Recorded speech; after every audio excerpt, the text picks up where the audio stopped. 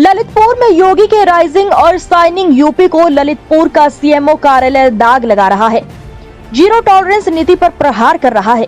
ताजा मामला ललितपुर के मुख्य चिकित्सा अधिकारी कार्यालय का है, जहां फाइनेंशियल सेक्टर में जमकर भ्रष्टाचार किया जा रहा है। शासन की नियम विरुद्ध उच्च अधिकारियों की मिलीभगत से विभाग में ही कार्यरत कर्मचारी द्वारा बनाई गई फॉर्म पर करोड़ों की सप्लाई कर सामग्री ली जा रही है। बताते चले कि मेहरौनी सीएचसी में कार्यरत अतुल सोनी, जो कि काउंसलर के पद पर तैनात है, उन्हीं के द्वारा अपनी मां के नाम पर एक फॉर्म बनाई गई, किरण इंटरप्राइजेस, जिसके माध्यम से जिला चिकित्सालय, जिला महिला चिकित्सालय एवं जनपद की सीएचसी और पीएचसी में सामग्री पिछले 4 साल से सप्लाई की जा रही है। वहीं विभाग में ऐसी भी कई फॉर्म है जो निर्माण का कार्य करती है, लेकिन फिर भी उनसे सप्लाई का कार्य लिया जा रहा है।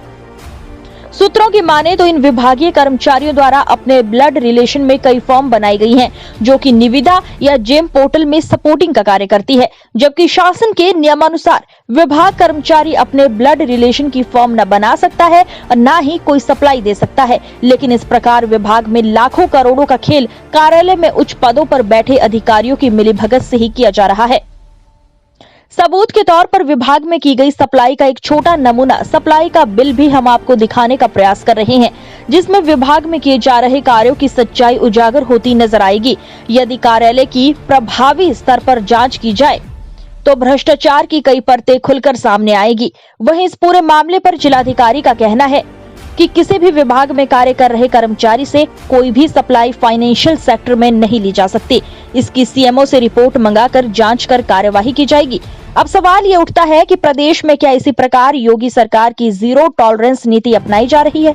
क्या यही है योगी जी का राइजिंग और शाइनिंग यूपी, जो ललितपुर के सीएमओ कार्यालय में भ्रष्टाचार की दीमक बनाकर शासन की जीरो टॉलरेंस की नीति पर बदनुमा दाग लगा रहे हैं? सर, सीएम कार्यालय में कर्मचारी द्वारा फॉर्म बनाकर सप्लाई की जा रही है कई वर्षों से लगातार, जिसके शासन के नियमों के विरुद्ध क्या कार्रवाई की जाएगी?